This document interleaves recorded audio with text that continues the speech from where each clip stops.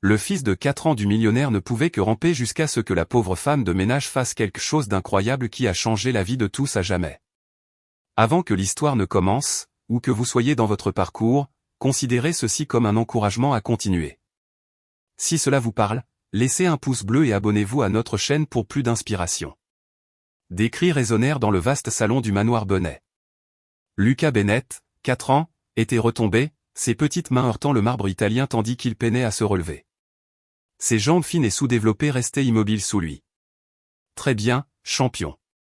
Papa est là, dit William Bennett en courant vers son fils, ses mocassins italiens glissant un peu sur le sol ciré. À 38 ans, William était l'image même du succès. Fondateur de Next Tech Solutions, il possédait une fortune qui avait récemment dépassé les 8 chiffres. Cependant, l'impuissance qui se lisait dans son regard, tandis qu'il tenait son fils en pleurs, révélait le seul problème que son argent ne pouvait résoudre. Sarah Bennett apparut dans l'embrasure de la porte, son chemisier en soie froissé après une nouvelle nuit blanche. « Tu as réessayé » demanda-t-il en s'agenouillant à côté d'eux et en caressant les cheveux blonds clairs de Lucas. « Je voulais juste atteindre mon camion » sanglota Lucas en désignant le jouet télécommandé posé sur la table basse, terriblement hors de portée d'un tout petit qui ne pouvait que ramper. Les Bennett se regardèrent par-dessus la tête de leur fils, partageant ce mélange de douleur et de frustration qui était devenu leur langage muet. Pendant 4 ans, ils avaient consulté des spécialistes à travers le pays. Le diagnostic restait désespérément vague, une maladie neuromusculaire rare affectant les membres inférieurs de Lucas.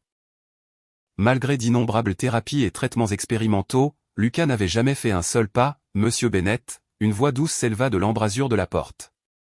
Maria Rodriguez se tenait là, un aspirateur à la main, son uniforme simple contrastant fortement avec le luxe qui l'entourait.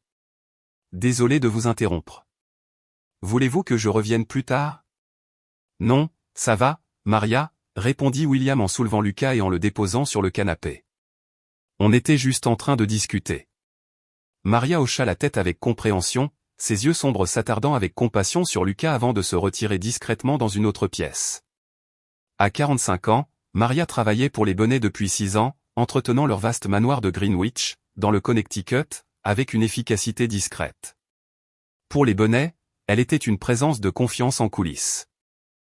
Pour Lucas, elle était la femme qui lui cachait des biscuits faits maison et l'appelait « petit guerrier ». Ce soir-là, le docteur Mitchell leur a annoncé la nouvelle qu'il redoutait. « Je suis désolé, mais il n'y a eu aucune amélioration », a-t-il déclaré en examinant les derniers résultats de Lucas. « Les traitements n'apportent pas la réponse escomptée. Il doit y avoir autre chose à essayer », insista Sarah, la voix brisée. « L'argent n'est pas un problème.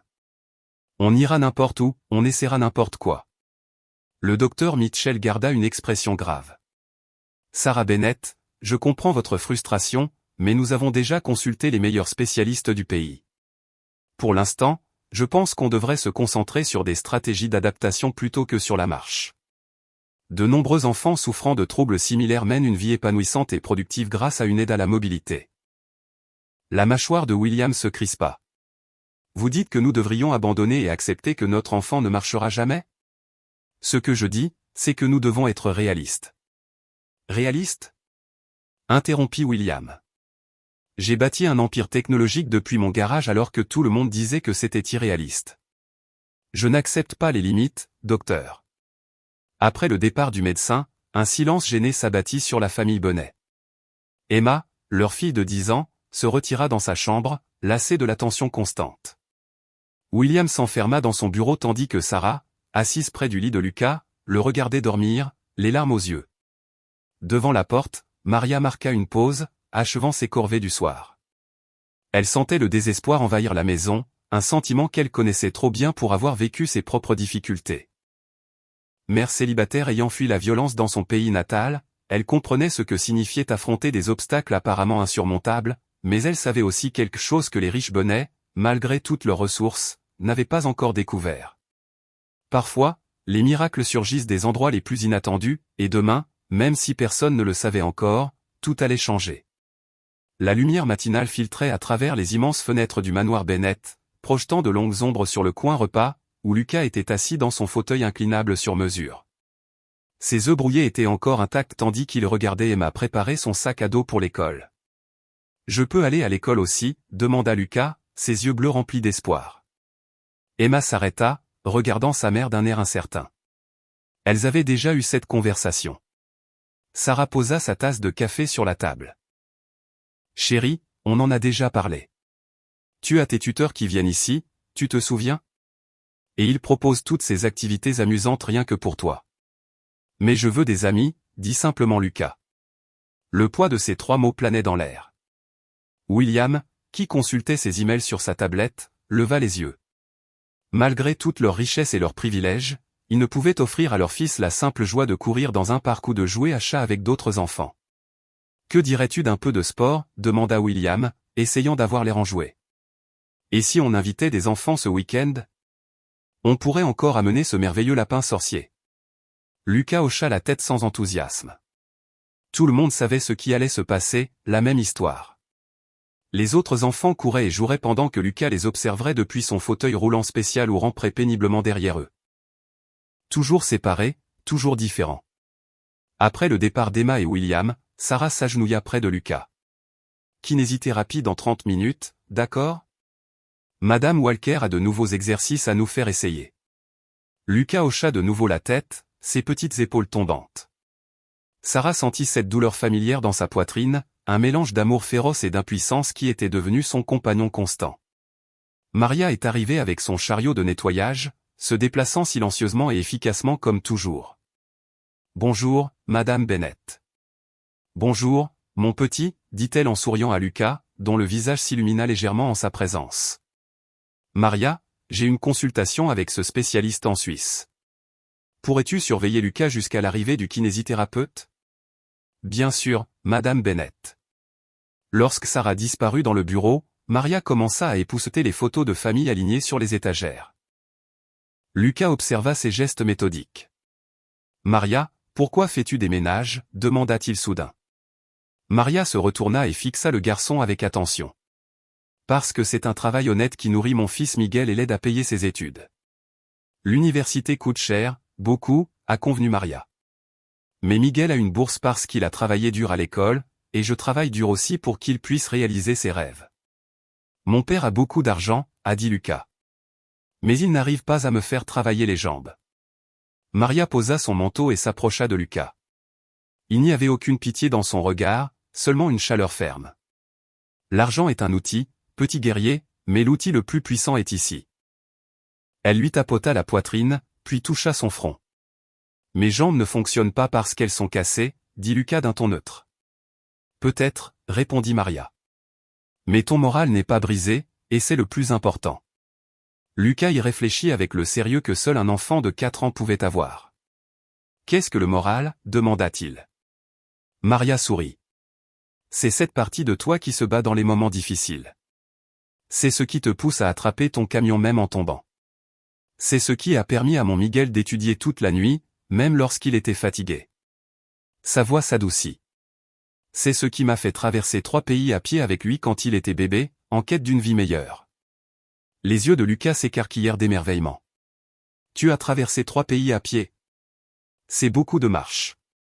Maria hocha la tête. Il y avait des jours où je croyais que mes jambes allaient me casser, des jours où j'avais envie d'abandonner. Son regard se perdit dans ses souvenirs, mais chaque matin, je regardais Miguel et je lui disais, encore un pas. Aujourd'hui est un nouveau jour, c'est possible.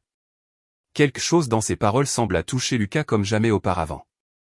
Pour la première fois depuis des semaines, une étincelle passa dans ses yeux, dépassant la simple curiosité enfantine, une lueur de plus profond et de plus déterminé. Aucun d'eux ne remarqua Sarah debout dans l'embrasure de la porte, l'air pensif. L'incident s'est produit un mardi après-midi de fin septembre. La famille Bonnet suivait son train-train habituel, William au bureau, Emma à l'école, Sarah en conférence téléphonique avec l'équipe médicale de Lucas, et Maria s'occupant silencieusement de ses tâches ménagères. Lucas était au solarium avec ses jouets éducatifs, spécialement conçus pour les enfants à mobilité réduite. Il s'en était lassé en quelques minutes. Son fauteuil roulant spécial était vide à côté de lui tandis qu'il se dirigeait d'un pas traînant vers les portes-fenêtres coulissantes qui s'ouvraient sur la terrasse et le jardin.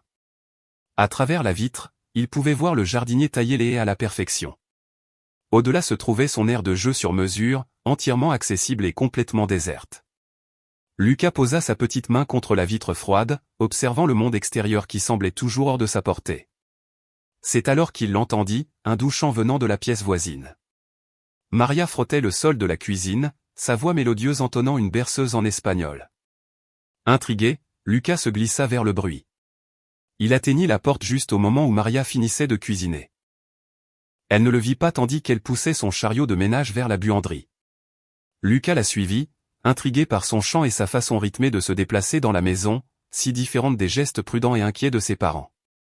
La buanderie se trouvait au bout d'un couloir, avec 3 marches en contrebas. Lucas s'arrêta en haut de ces marches. Un obstacle redoutable pour un garçon qui n'avait jamais marché. Il regarda Maria descendre, toujours en fredonnant, et commencer à charger la machine à laver. Lucas s'apprêtait à faire demi-tour lorsqu'il remarqua quelque chose sur la marche inférieure. Une petite voiture colorée, tombée de sa collection, l'une de ses préférées. Sans réfléchir, il la saisit, se penchant en avant, jusqu'à ce qu'il perde soudain l'équilibre au bord de la première marche. La chute se fit au ralenti. Lucas sentit son équilibre se dissiper, ses mains haletant tandis qu'il tombait en avant. Maria se retourna en entendant son cri de terreur. Ce qui se passa ensuite resterait à jamais gravé dans la mémoire de Lucas. Elle se déplaça avec une rapidité et une grâce impressionnantes, laissant tomber ses vêtements et se lançant en avant, se tordant dans les airs pour se positionner sous lui et amortir sa chute avec le sien. Ils tombèrent ensemble, Maria encaissant le choc contre le sol carrelé. « Lucas, tu es blessé ?» demanda-t-elle, haletante, en l'examinant rapidement. Lucas était trop abasourdi pour parler, non pas par la chute, mais par ce qu'il venait d'observer. Dans ce moment de crise, Maria avait bougé avec une telle détermination et une telle maîtrise de son corps que cela semblait magique pour un enfant incapable de faire obéir ses jambes aux ordres les plus simples. « Comment as-tu fait ça ?» murmura-t-il finalement, les yeux écarquillés d'émerveillement. « Quoi faire, gamin ?» demanda Maria, sans cesser de l'observer. « Tu as bougé tes jambes et tes bras. Ils ont fait exactement ce que tu voulais. » Maria sourit, inconsciente de l'impact profond de ce moment.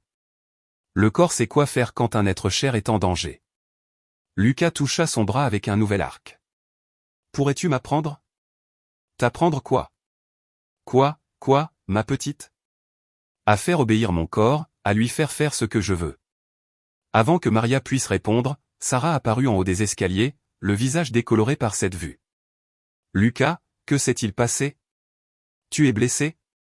Descendant précipitamment, Sarah écouta les explications de Maria, qui soulignait que Lucas était indemne.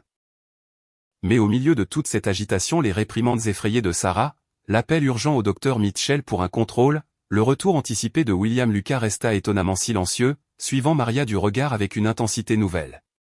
Cette nuit-là, après un examen approfondi et un coucher matinal, Lucas resta éveillé, repensant à ce qu'il avait vu.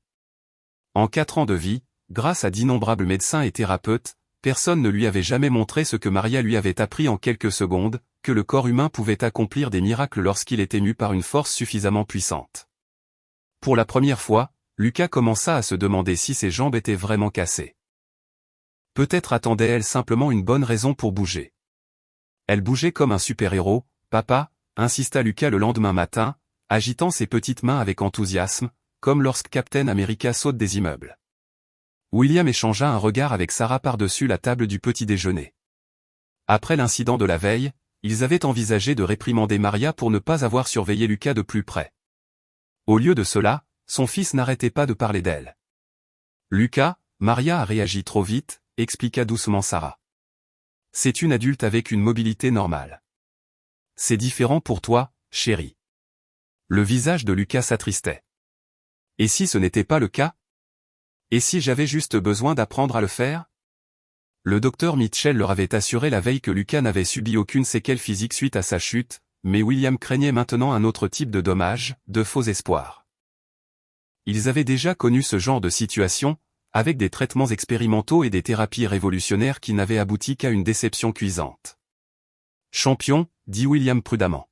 « Rappelle-toi ce que le docteur Mitchell a expliqué à propos de ton problème. Les muscles de tes jambes ne reçoivent pas les signaux du cerveau de la même manière que ceux des autres. » Et s'il le pouvait, insista Lucas. Maria dit que le corps sait quoi faire quand quelque chose est important.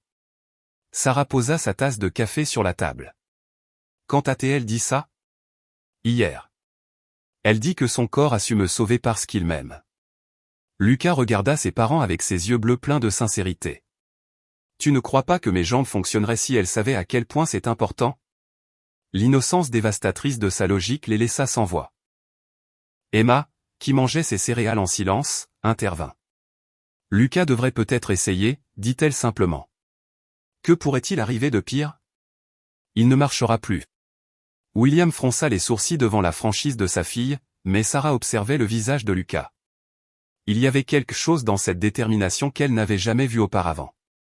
Plus tard dans la matinée, Sarah trouva Maria dans le couloir, en train de ranger le placard à linge. Madame Bennett, dit Maria en se redressant aussitôt. Pour hier, je tiens à m'excuser. Non, interrompit Sarah. Je devrais te remercier de l'avoir protégée. Elle hésita.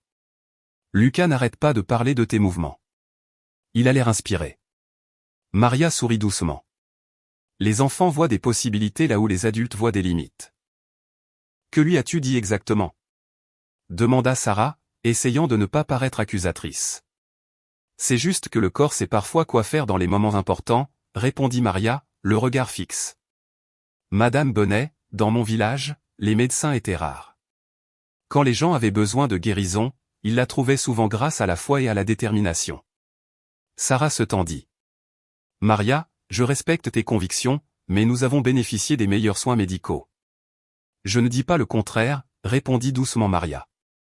Mais parfois, l'esprit aussi a besoin de médicaments. La conversation hanta Sarah toute la journée. Cet après-midi-là, lors de sa séance de kinésithérapie, Lucas remarqua quelque chose de différent. Au lieu de participer avec réticence, comme d'habitude, Lucas posait des questions à Jennifer Walker sur le fonctionnement des muscles et la façon dont le cerveau envoie des signaux aux différentes parties du corps. « Qu'est-ce qui ne va pas aujourd'hui » demanda Jennifer à Sarah pendant une pause pour boire de l'eau. Sarah regardait son fils s'essayer aux exercices avec une concentration sans précédent. Je pense qu'il a trouvé une raison d'essayer. 2 jours plus tard, William est rentré à la maison et a trouvé Lucas sur le sol de la salle de jeu avec Maria assise en tailleur à côté de lui. Plusieurs jouets étaient disposés en cercle autour de lui. « Que se passe-t-il » demanda William en desserrant sa cravate. « Un entraînement » répondit Lucas sérieusement, comme Captain America. Maria leva les yeux, quelque peu mal à l'aise. Il m'a demandé de mettre ses jouets hors de portée. Il veut se mettre au défi. William regarda Lucas se propulser vers un camion jouet, utilisant ses bras pour tirer le bas de son corps. Rien de nouveau. Lucas se déplaçait ainsi depuis des années, mais l'intention et la pratique structurée étaient différentes. Monsieur Bennett, dit doucement Maria tandis que Lucas se concentrait sur sa tâche. Mon service est terminé depuis 20 minutes, mais je ne voulais pas perturber votre concentration. Ça ne me dérange pas si je reste un peu plus longtemps. Mon fils a un cours ce soir, de toute façon. William hocha la tête, surpris. Bien sûr. Et Maria, merci. Ce soir-là, après le retour de Maria et le sommeil de Lucas, William trouva Sarah dans la chambre, en train de faire des recherches sur sa tablette. « Qu'est-ce que tu regardes » demanda-t-il en s'asseyant à côté d'elle. Sarah lui montre à l'écran, article sur la neuroplasticité, la connexion corps-esprit et les approches alternatives aux problèmes de mobilité. Je repensais à ce que Lucas avait dit à propos de ses jambes qui ne comprenaient pas l'importance de marcher. William soupira. Sarah, on ne peut pas recommencer. La déception a failli le briser la dernière fois. C'est différent, insista Sarah. C'est la première fois qu'il fait ce testament. Il pense pouvoir le faire grâce à une parole de notre gouvernante, fit remarquer William. Sarah le regarda droit dans les yeux. Peut-être que Maria sait quelque chose que nous ignorons. Octobre apportait un air frais et des couleurs changeantes à Greenwich. Tandis que le domaine Bennett se transformait en une toile de rouge et d'or, une subtile transformation s'opérait également à l'intérieur du manoir. Lucas avait instauré une routine. Chaque matin, après le petit déjeuner, il s'entraînait à attraper des objets placés stratégiquement autour de lui, juste au-delà de sa portée confortable pour ramper. Et le soir, après sa kinésithérapie habituelle, il demandait à Maria de s'asseoir à ses côtés pour ce qu'il appelait son « entraînement spécial ». Au début, Jennifer Walker, sa physiothérapeute, était sceptique quant à ces exercices supplémentaires, mais après avoir observé l'engagement sans précédent de Lucas, elle a commencé à intégrer certaines des méthodes de Maria dans ses séances. « Je n'ai jamais vu une telle motivation chez un enfant de son âge », a confié Jennifer à Sarah lors de leur suivi hebdomadaire. Tout ce que Maria lui disait a allumé une étincelle en lui. Sarah hocha la tête, observant Lucas travailler avec Jennifer à travers les portes vitrées. Il ne lui a pas donné de technique précise, juste une perspective. Parfois, c'est plus efficace que n'importe quelle intervention médicale, a admis Jennifer. Le lien corps-esprit est plus fort que ce que l'on reconnaît habituellement dans les thérapies traditionnelles. Par un après-midi particulièrement ensoleillé, 3 semaines après l'incident dans l'escalier de la buanderie, Lucas fit sa première grande découverte. Maria avait déposé son jouet préféré, un camion de pompiers rouge vintage qui avait appartenu à William lorsqu'il était petit, sur la 2e marche de l'escalier. Lucas était déterminé à le récupérer sans demander de l'aide. Sarah passait par là lorsqu'elle entendit sa voix tendue par l'effort. Aujourd'hui est un nouveau jour. C'est possible. Elle s'arrêta, reconnaissant le mantra de Maria. Jetant un coup d'œil au coin de la rue, elle aperçut Lucas au bas de l'escalier. Au lieu de ramper, il était à genoux, une main agrippée à la rampe. Sous les yeux de Sarah, osant à peine respirer, Lucas se redressa, chancelant mais debout, s'appuyant de tout son poids entre la rampe et le mur. « Maria, regarde » cria-t-il, la voix tremblante d'effort et d'émotion. Maria, qui observait silencieusement à quelques mètres, hocha la tête d'un air encourageant. « Tu es forte, petite guerrière. Tes jambes t'écoutent maintenant. » L'instant ne dura que quelques secondes avant que les genoux de Lucas ne cèdent et qu'il ne retombe en position assise. Mais le triomphe sur son visage était indéniable. Il n'avait pas encore atteint le camion de pompiers, mais il s'était relevé, même s'il était partiellement soutenu, pour la première fois de sa vie. Sarah recula, la main portée à sa bouche pour contenir sa réaction. Elle aurait voulu courir le serrer dans ses bras et célébrer cet événement marquant, mais quelque chose l'en empêcha. C'était son moment, son accomplissement, avec la personne qui l'avait inspiré. Ce soir-là, Sarah raconta à William ce dont elle avait été témoin, et il accueillit la nouvelle avec un optimisme prudent. C'est un progrès, admit-il. Mais, Sarah, se tenir debout avec un soutien est encore loin de marcher. Je ne veux pas qu'on s'emballe. Pourquoi pas, répondit Sarah. Pourquoi ne pas croire pleinement en ce que je peux accomplir? William passa une main dans ses cheveux, un geste qui révélait son conflit intérieur. Parce que je l'ai vu lutter et subir déception après déception. Chaque fois qu'on nourrit de l'espoir, c'est comme s'il se brisait à nouveau. Cette fois, c'est différent, insista Sarah. Ce n'est pas un traitement externe ni un remède miracle. C'est Lucas qui croit en lui. Plus tard dans la nuit, William se retrouva devant la chambre de Lucas. La porte était entr'ouverte, et il entendit la voix de Maria qui le préparait à aller se coucher. Une tâche qui faisait désormais partie intégrante de son rôle élargi ces dernières semaines. « Est-ce que je marcherai demain » demanda Lucas. « Je ne sais pas, ma petite » répondit Maria avec honnêteté. « Mais demain tu seras plus forte qu'aujourd'hui. Et si tu continues à devenir plus forte chaque jour, un jour tu surprendras tout le monde, y compris toi-même. » William s'appuya contre le mur, écoutant la sagesse simple des paroles de Maria. Il n'y avait ni fausses promesses ni garanties irréalistes, seulement un encouragement constant à persévérer, à se concentrer sur le progrès quotidien plutôt que sur l'objectif ultime. Il comprit que c'était précisément ce qui avait guidé son propre parcours, de programmeur en difficulté à entrepreneur technologique prospère. D'une certaine manière, dans leur quête désespérée de solutions médicales, ils avaient négligé le principe fondamental qui avait façonné sa propre vie, l'effort constant vers une vision inébranlable. Avec l'arrivée de novembre, l'entraînement de Lucas a évolué. Désormais, au lieu de simplement attraper des objets, il s'entraînait à se hisser près des meubles, la table basse, le canapé, le robuste pouf. Chaque petite victoire était célébrée. Chaque revers était accueilli avec le mantra inébranlable de Maria, « Aujourd'hui est un nouveau jour, c'est possible ». Lors de son évaluation mensuelle, le docteur Mitchell a constaté des améliorations notables du tonus musculaire et de la coordination de Lucas. « Quoi que vous fassiez différemment », a-t-il dit à Sarah et William, « continuez. » Ces voies neuronales semblent établir de nouvelles connexions. Pour la première fois en 4 ans, les bonnets s'autorisèrent à garder espoir. Non pas un espoir débridé, mais un espoir constant, au jour le jour. Exactement comme Lucas apprenait à le faire.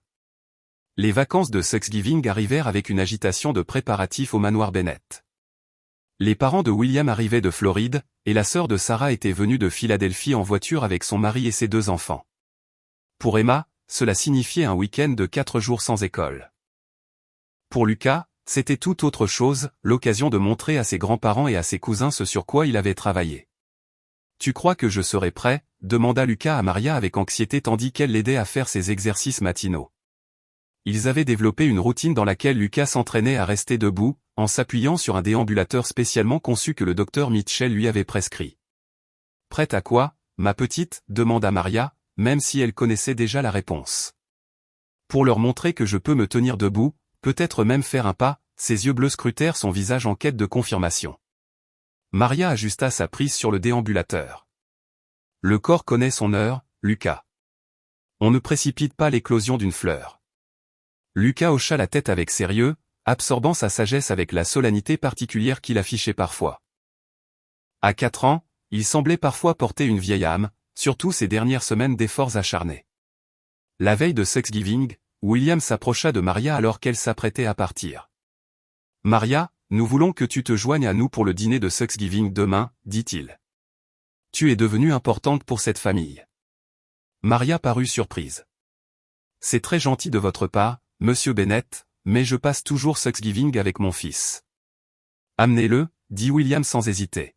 « Nous serions ravis de rencontrer Miguel. » Ce soir-là, tandis que Sarah décorait la salle à manger formelle avec l'aide d'Emma, William était assis avec Lucas dans la salle de jeu, regardant son fils se déplacer parmi les meubles avec une confiance croissante. « Papa, » dit soudain Lucas, « quand tu construisais ton entreprise, es-tu déjà tombé ?» William sourit à la question. « Plusieurs fois, mon fils, pas littéralement comme toi, mais j'ai échoué plusieurs fois avant de réussir. »« Et qu'as-tu fait quand tu es tombé ?»« Je me suis levé à chaque fois. » Lucas hocha la tête, digérant la réponse. « C'est ce que je fais aussi. »« Oui, » répondit William, la voix chargée d'émotion. « Oui, tu le es. » Le jour de Thanksgiving s'est levé, lumineux et frais. La maison Bonnet embaumait les arômes de dinde rôtie et de tarte à la citrouille. À midi, la famille était réunie. Les grands-parents s'exclamaient qu'Emma avait bien grandi. Les cousins étaient plongés dans la présentation de leur dernier jeu vidéo. Lucas restait étonnamment silencieux, observant les interactions familiales depuis son fauteuil roulant spécialisé. Sarah remarqua son expression pensive et s'agenouilla à côté de lui. « Tout va bien, mon chéri ?» Lucas hocha la tête et murmura, « Quand est-ce que Maria vient ?»« Bientôt, » lui assura Sarah. Son église a un office ce matin, mais elle et Miguel seront là pour le dîner. Lorsque la sonnette retentit 1 heure plus tard, ce fut Lucas qui insista pour ouvrir la porte avec l'aide de Sarah et le fit entrer dans le hall. Maria se tenait là, vêtue d'une robe bleue simple mais élégante, aux côtés d'un grand jeune homme en chemise blanche impeccable et cravate. « Joyeux Thanksgiving » sourit Maria. « Voici mon fils Miguel. » Miguel s'accroupit à la hauteur des yeux de Lucas. « Alors, tu es le célèbre Lucas. Ma mère parle de toi tout le temps. » Le visage de Lucas s'illumina. « Sérieusement, elle dit que tu es le garçon le plus courageux qu'elle ait jamais rencontré. » L'après-midi se déroula dans le chaos chaleureux des réunions de famille. La mère de William s'occupait de Lucas, insistant pour pousser elle-même sa chaise. Les neveux de Sarah invitèrent Emma à leur tournoi de jeux vidéo. Ils découvrirent que Miguel étudiait le génie biomédical grâce à une bourse, et son intelligence et sa sérénité impressionnèrent tout le monde. Alors qu'ils se réunissaient autour de l'immense table de la salle à manger, William se leva pour porter un toast. « Cette année, nous avons de nombreuses raisons d'être reconnaissants », commença-t-il en regardant autour de la table avant de se tourner vers Lucas.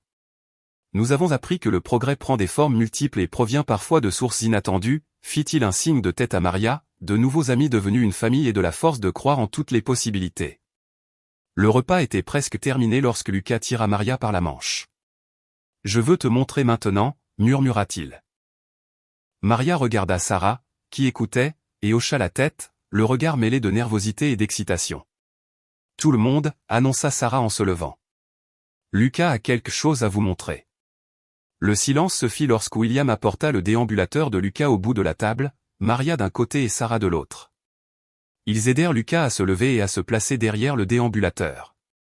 Lucas agrippa les poignets, son petit visage concentré. Lentement, au prix d'un effort considérable, il se redressa.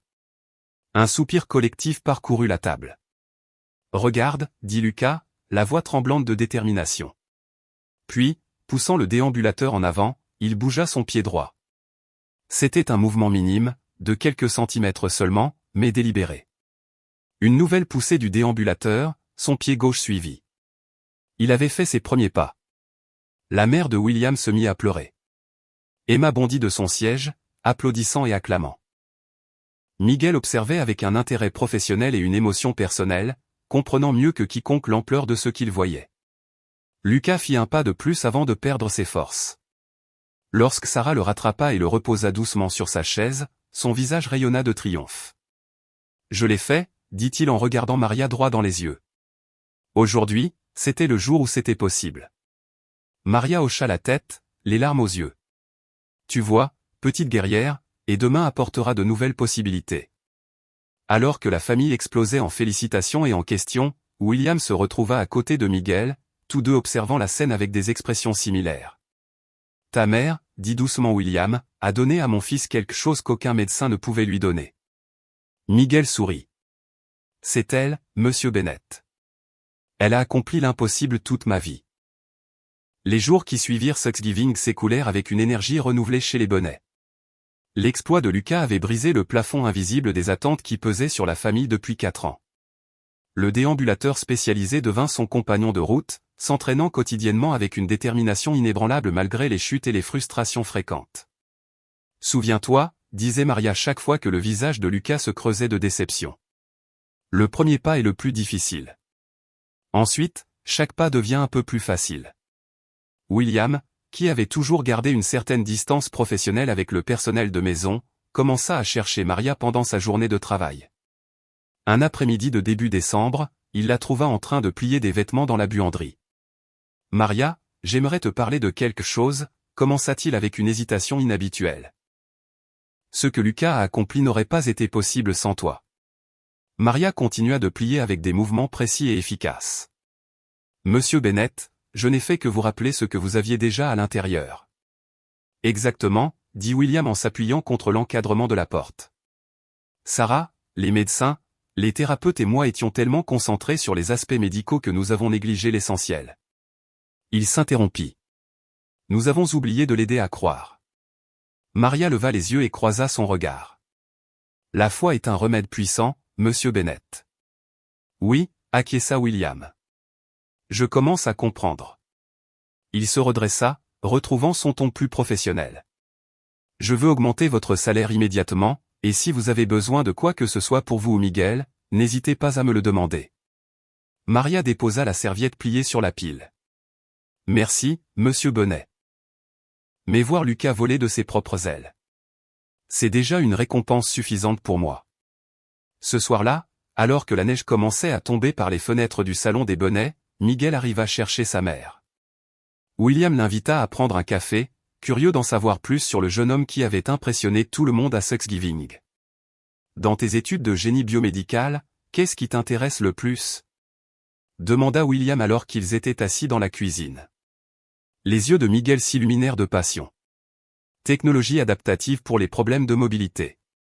Je travaille sur un projet de recherche sur les supports exosquelettiques pour les enfants atteints de troubles neuromusculaires. La tasse de café de William flottait à mi-chemin entre ses lèvres. Comme Lucas, dans un état similaire ? Oui, acquiesça Miguel.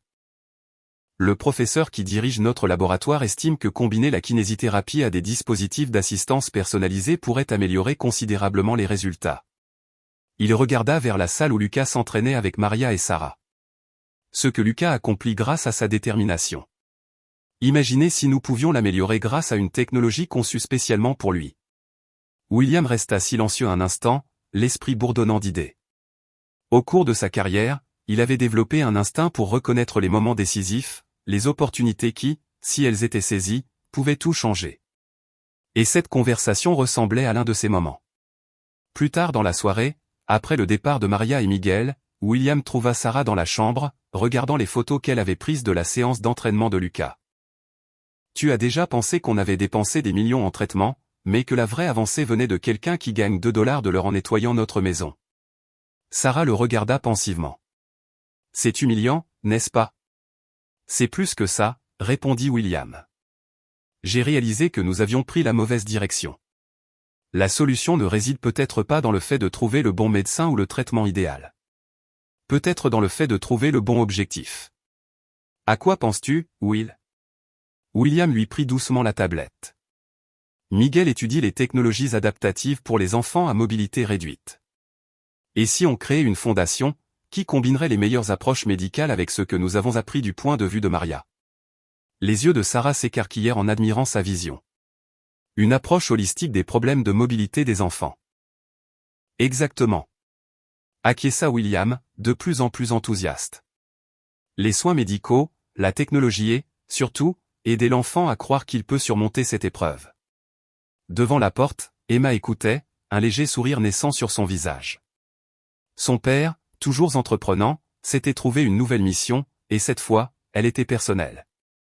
Décembre a été à la fois un mois de progrès et de défis. Tandis que les décorations de Noël transformaient le manoir Bonnet en un paradis hivernal, Lucas a poursuivi son entraînement quotidien. Chaque petite réussite restait debout sans aide pendant 10 secondes, faire 3 pas consécutifs sans s'arrêter était célébré avec le même enthousiasme que celui autrefois réservé aux grandes affaires ou aux réussites académiques d'Emma. Lors de son évaluation avant les fêtes, le docteur Mitchell n'a pas pu cacher son étonnement en voyant Lucas démontrer ses nouvelles compétences. « Je pratique la médecine depuis 25 ans, a-t-il confié plus tard à William et Sarah. Et j'ai rarement vu quelque chose de pareil. L'amélioration de son tonus musculaire et de sa réponse neurologique est extraordinaire. Alors, pourrait-il se rétablir complètement, demanda Sarah, l'espoir perçant dans sa voix. Le docteur Mitchell prit une expression prudente. Je ne veux pas susciter d'espoirs excessifs. Lucas est toujours dans son état. On constate que son cerveau crée des voies alternatives pour la mobilité, contournant les connexions endommagées au lieu de les réparer. Mais il marche, fit remarquer William. C'est ça qui compte, non? Bien sûr, acquiesça le docteur Mitchell, et je suis tout à fait d'accord pour que vous continuiez ce que vous faites. Je vous préviens simplement, ne vous attendez pas à une amélioration complète de votre état. Votre mobilité sera probablement toujours limitée. La mâchoire de William se crispa légèrement. La même expression qu'il avait lorsqu'on lui annonçait qu'un défi professionnel était insurmontable. Nous comprenons, docteur, mais je pense que Lucas a déjà montré que les limites sont souvent plus flexibles qu'il n'y paraît. Ce week-end-là, William invita Miguel à son bureau. Le jeune homme arriva ponctuel, vêtu d'une chemise impeccable, malgré une journée décontractée. J'ai réfléchi à vos recherches, commença William en lui faisant signe de s'asseoir. La technologie adaptative dont vous avez parlé. À quel stade de développement en est-elle? Honnêtement, cela fait des années que nous avons lancé notre produit sur le marché, a admis Miguel. Les prototypes sont prometteurs, mais le financement est limité et l'approbation par la FDA des dispositifs pédiatriques est un long processus. William hocha la tête comme s'il avait anticipé la réponse. Et si le financement n'était pas un obstacle? Miguel haussa les sourcils. Cela changerait tout, monsieur Bennett. Mais dans le monde universitaire, le financement est toujours un obstacle. Je crée une fondation, dit William en faisant glisser un dossier sur le bureau. La fondation Lucas Bennett pour la mobilité pédiatrique. Je souhaite vous proposer un stage rémunéré pour vous aider à relier vos travaux universitaires à notre mission. Miguel ouvrit le dossier et parcourut les documents les yeux écarquillés. C'est important. La fondation reposera sur 3 piliers, a poursuivi William. La recherche médicale, le développement de technologies adaptatives et ce que nous appelons la thérapie d'autonomisation. L'approche que votre mère a démontrée avec tant d'efficacité avec Lucas. Ma mère? Demanda Miguel, surpris. Maria nous a montré quelque chose d'inestimable, la foi et le sens du devoir sont tout aussi importants que la thérapie physique. William se pencha en avant. J'aimerais aussi qu'elle participe si elle le souhaite. Son point de vue serait essentiel pour développer le volet « autonomisation ». Miguel resta silencieux un moment, réfléchissant à la proposition. Monsieur Bennett, c'est incroyablement généreux, mais ma mère est très fière. Elle pourrait être gênée d'accepter quelque chose qui pourrait ressembler à de la charité. Ce n'est pas de la charité, a déclaré William avec fermeté. C'est la reconnaissance d'une expérience concrète. Maria a réussi là où des équipes spécialisées ont échoué. Ce n'est ni de la chance ni une coïncidence. C'est un don, et il pourrait aider de nombreux autres enfants. Lorsque Miguel est parti avec la proposition de parler à sa mère, William a ressenti un sentiment de but dans la vie qu'il n'avait pas ressenti depuis la création de son entreprise technologique 15 ans plus tôt. Cette nouvelle aventure n'augmenterait pas sa fortune, mais sa valeur potentielle était incalculable. Pendant ce temps, dans la salle familiale, Lucas vivait une séance difficile. Malgré ses progrès, ses jambes semblaient particulièrement rebelles ce jour-là, le faisant tomber à plusieurs reprises. « Je n'en peux plus », s'écria-t-il finalement, des larmes de frustration ruisselant sur son visage, refusant l'aide de Sarah pour se relever. Maria, qui avait temporairement adapté son emploi du temps pour aider davantage Lucas pendant sa convalescence, commença à s'inquiéter de plus en plus. Le petit guerrier qu'elle admirait tant s'était retranché derrière des murs de déception et de peur. Un après-midi neigeux de fin janvier, elle trouva Lucas seul dans la salle de jeu, poussant mollement une petite voiture d'un seul doigt. « Ça te dérange si je me joins à toi, gamin ?» demanda-t-il en s'asseyant à côté de son fauteuil roulant. Lucas haussa les épaules sans la regarder. « Je t'ai apporté quelque chose » dit Maria en posant un petit objet en bois sur ses genoux. C'était une sculpture de tortue aux détails simples mais expressifs, avec un visage déterminé qui dépassait de la carapace. Lucas la prit et l'examina avec une légère curiosité. « À quoi ça sert ? » « Mon père me l'a sculpté quand j'étais enfant au Salvador », explique Maria. « Quand la situation était très dangereuse dans mon pays et que nous devions souvent nous cacher, il me disait, Maria, fais comme la tortue. La tortue n'est pas rapide, mais elle n'abandonne jamais et porte toujours avec elle sa maison, sa protection. » Lucas passa son doigt sur la carapace. « Mais les tortues sont lentes. » « Oui, » acquiesça Maria. « Et pourtant, ils ont survécu depuis l'époque des dinosaures, bien après la disparition d'animaux plus rapides et plus forts. » Elle retourna doucement la tortue dans les mains de Lucas. « Regarde en dessous. » Gravé en dessous, en petites lettres nettes, la phrase suivante était « lentement mais sûrement ». « Qu'est-ce que ça veut dire ?» demanda Lucas. « Lentement mais sûrement », traduisit Maria. C'était le dicton préféré de mon père. Il croyait que l'important n'était pas la rapidité avec laquelle on atteignait sa destination, mais la détermination à y parvenir. Pour la première fois depuis des semaines, une lueur d'intérêt illumina le visage de Lucas. « Comme moi avant ma blessure. »« Tout comme toi », confirma Maria. « Et tu peux redevenir comme ça, ma petite. L'os cassé guérira.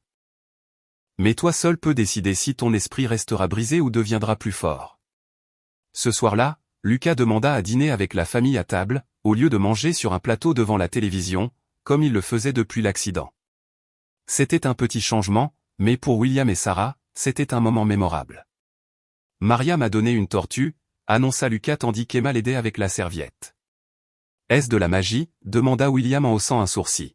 « De la magie, comment ? » « Ça me rappelle d'être lent, mais régulier », expliqua Lucas avec une détermination renouvelée. « Je crois que je veux refaire mes exercices demain. » Sarah capta le regard de Maria tandis qu'elle servait le repas, la remerciant silencieusement. Maria hocha la tête presque imperceptiblement, puis reprit ses tâches. La force tranquille de sa présence était devenue un élément essentiel de la structure de la maison Bonnet. Février a apporté une guérison progressive, tant physique qu'émotionnelle.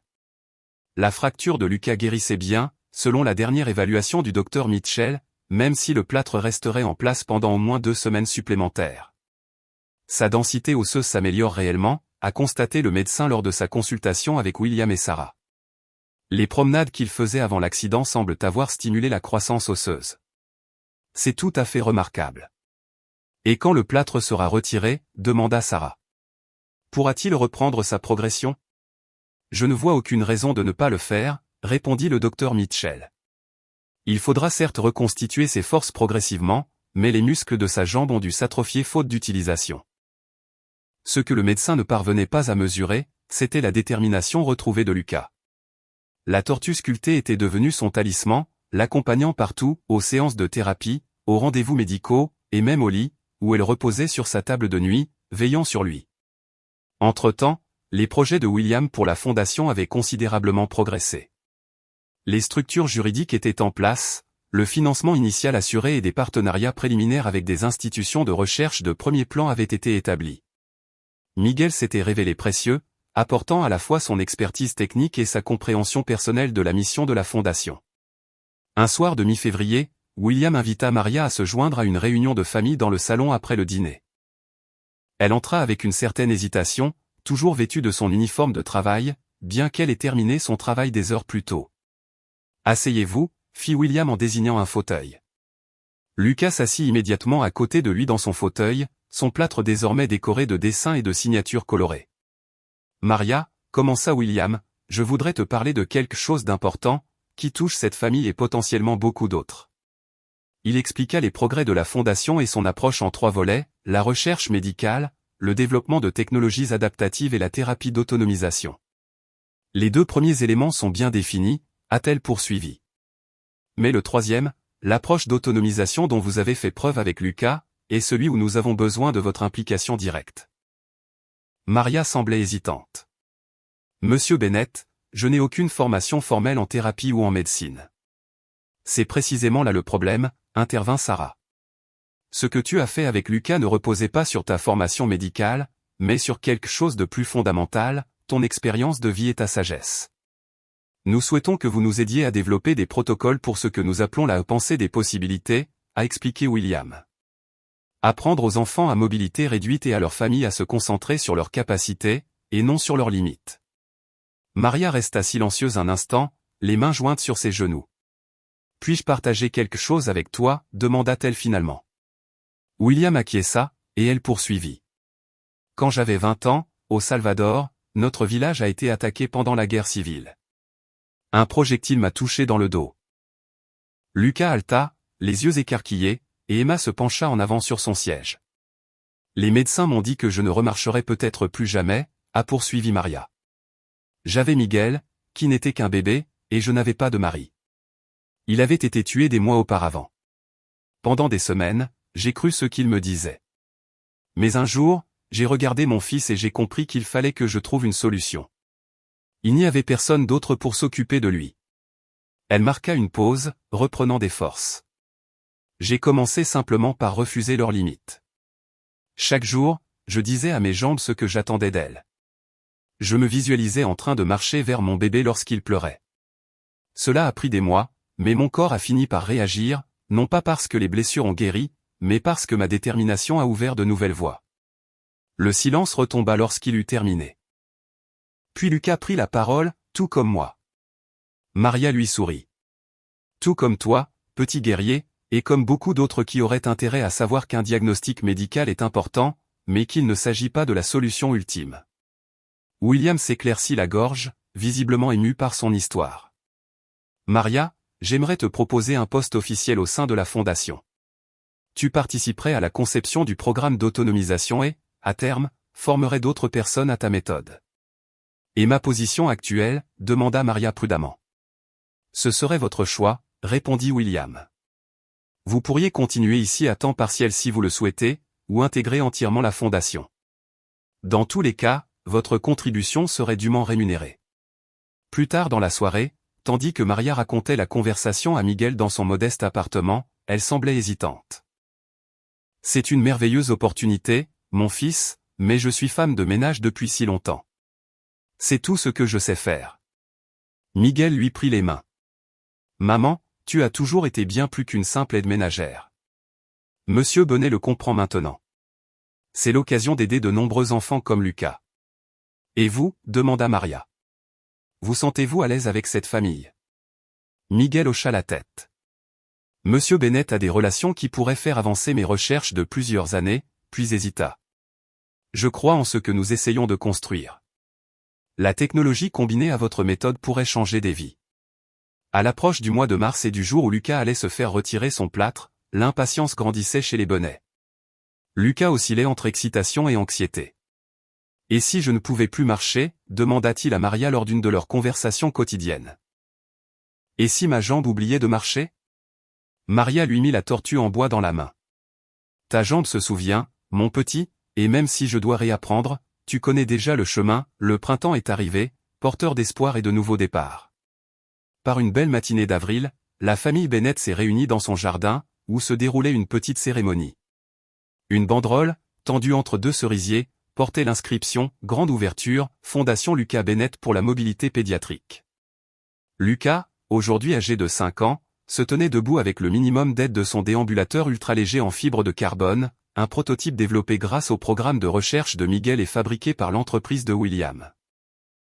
Sa jambe avait bien guéri, même s'il avait perdu du terrain pendant sa convalescence, ses progrès avaient été constants depuis, lents mais réguliers, comme il aimait le rappeler à tous en montrant sa tortue. Le jardin était rempli d'une population variée et intéressante, professionnels de la santé, développeurs technologiques, donateurs potentiels et, surtout, 5 familles dont les enfants présentaient des difficultés de mobilité similaires à celles de Lucas. Ces familles avaient été soigneusement sélectionnées pour être les premiers bénéficiaires de la fondation, chaque enfant ayant déjà commencé le programme intégré développé pendant les mois d'hiver. « Bienvenue à tous », dit William en s'adressant à l'assemblée, sa voix portée par l'air printanier. Aujourd'hui marque le lancement officiel d'une mission qui a débuté de la manière la plus inattendue. Il jeta un coup d'œil à Maria, qui se tenait discrètement à l'écart, vêtue non pas de son uniforme de femme de ménage, mais d'une robe bleue simple mais élégante, sa nouvelle tenue professionnelle de directrice du programme d'autonomisation. Certains d'entre vous connaissent notre histoire familiale, poursuivit William. Notre fils Lucas a été diagnostiqué avec une maladie neuromusculaire rare qui l'empêchait de marcher. Pendant 4 ans, nous avons exploré toutes les options médicales possibles, avec un succès mitigé. Il marqua une pause. L'émotion le submergea brièvement. Sarah fit un pas vers lui et lui prit la main pour le soutenir. Puis quelque chose d'extraordinaire s'est produit, a poursuivi William. Notre gouvernante, Maria Rodriguez, désormais notre collègue et amie, a montré à Lucas que sa plus grande limitation n'était pas physique, mais sa façon de percevoir sa maladie. Maria sourit lorsque plusieurs regards se tournèrent vers elle. Son rôle au sein de la fondation avait considérablement évolué ces derniers mois. Ce qui avait commencé comme une consultation informelle était devenu un programme structuré combinant des techniques physiques et un conditionnement mental, la pensée des possibilités, comme on l'appelait, une approche désormais documentée en vue d'une mise en œuvre à plus grande échelle. William a annoncé, nous lançons 3 programmes intégrés sous l'égide de la Fondation, la recherche médicale avancée, le développement de technologies adaptatives et le programme d'autonomisation. Ensemble, ces programmes représentent une approche holistique des défis de mobilité pédiatrique. Après les présentations officielles, tandis que les invités discutaient et que les enfants jouaient dans l'aire de jeu spécialement aménagé pour les personnes à mobilité réduite, Lucas s'est approché de Maria. Elle avait laissé son déambulateur appuyé contre un arbre à quelques mètres de là. « Regarde, Maria » dit-il, le visage rouge de détermination. Puis, d'un geste prudent et réfléchi, il fit 5 pas vers elle, sans aide. Maria s'agenouilla pour le saluer, les yeux brillants de fierté et de larmes. « Magnifique petit guerrier » s'exclama-t-elle en le serrant dans ses bras lorsqu'il la rejoignit. « Je vais aller à la balançoire maintenant », a déclaré Lucas en désignant l'équipement adaptatif installé au bout de la cour.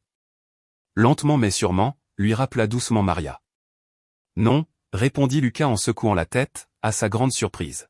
« Je vais faire vite et prudemment aujourd'hui. » Sur ce, il se retourna et retourna à son déambulateur. Puis il marcha d'un pas assuré vers l'aire de jeu où les autres enfants étaient rassemblés. Sarah s'approcha, témoin de la scène. Il est très déterminé depuis qu'il est à la maternelle. Il veut suivre les autres. C'est bien, acquiesça Maria. La bonne détermination naît de la joie, pas de la peur. Sarah hésita, puis s'exprima avec son cœur. Maria, je ne t'ai jamais vraiment remercié, non seulement pour ce que tu as fait pour Lucas, mais aussi pour ce que tu as appris à toute notre famille. Maria allait minimiser l'importance de la situation, mais Sarah poursuivit, avant tout ça, on définissait le succès par les accomplissements et les réussites. Tu nous as montré que le vrai succès réside dans le dépassement de soi, dans le refus de se limiter. Il lui prit la main. Tu nous as rendu notre fils, mais tu nous as aussi donné un nouveau but. De l'autre côté du jardin, William discutait avec Miguel, qui présentait la nouvelle génération de déambulateurs pédiatriques à des donateurs potentiels. Le jeune ingénieur s'était épanoui dans son rôle, alliant désormais son talent académique à une application pratique et à un objectif clair. Au fil de l'après-midi, les familles partageaient des histoires et les enfants jouaient ensemble. Certains marchaient, d'autres étaient en fauteuil roulant, et d'autres encore utilisaient divers appareils d'assistance. Les barrières qui les séparaient habituellement au quotidien semblaient disparaître dans cet espace soigneusement conçu. Lucas, quittant son jeu pour une pause, se retrouva assis à côté d'une fille de son âge qui portait des attelles semblables à celles qu'il avait utilisées pendant sa convalescence. Un jour, je marcherai sans elle, lui dit-elle avec une assurance absolue. Je te crois, répondit Lucas avec la confiance simple d'un enfant ayant suivi le même chemin. Il fouilla dans sa poche et en sortit la tortue en bois, la lui déposant dans la main. Ça m'a aidé. Peut-être que ça peut t'aider aussi, mais c'est à toi, protesta la fillette. Lucas secoua la tête. Non. Mon ami Maria dit que certains dons sont faits pour être transmis. Il referma ses doigts autour de la silhouette, lentement mais sûrement. De l'autre côté du jardin, Maria observait l'échange avec le cœur lourd. Ce voyage, commencé par une simple chute dans l'escalier de la buanderie, avait transformé non seulement la vie de Lucas, mais celle de bien d'autres. La sagesse qu'elle avait apportée de son pays natal, de ses propres luttes, une sagesse qu'elle n'avait jamais considérée comme spéciale ou extraordinaire, aidait désormais les enfants à trouver leur force et les familles à trouver un nouvel espoir. Lorsque William a réuni tout le monde pour une photo de groupe, Lucas s'est dirigé seul vers le centre de l'assemblée, debout entre ses parents, le visage rayonnant de fierté et de possibilités. Le chemin à parcourir serait encore semé d'embûches, mais des fondations avaient été posées, bien plus solides que quiconque aurait pu l'imaginer. Depuis qu'un enfant de 4 ans a vu une femme de ménage se déplacer avec une grâce inattendue et a demandé avec un émerveillement enfantin, pourriez-vous enseigner? Si vous avez trouvé cette histoire intéressante et inspirante, laissez un commentaire avec « oui » et cliquez sur « j'aime » et « partager » sous la vidéo. Votre soutien nous permet de savoir que nous proposons un contenu de qualité à notre public et de diffuser cette histoire encore plus largement sur YouTube. Merci de votre visite et à bientôt.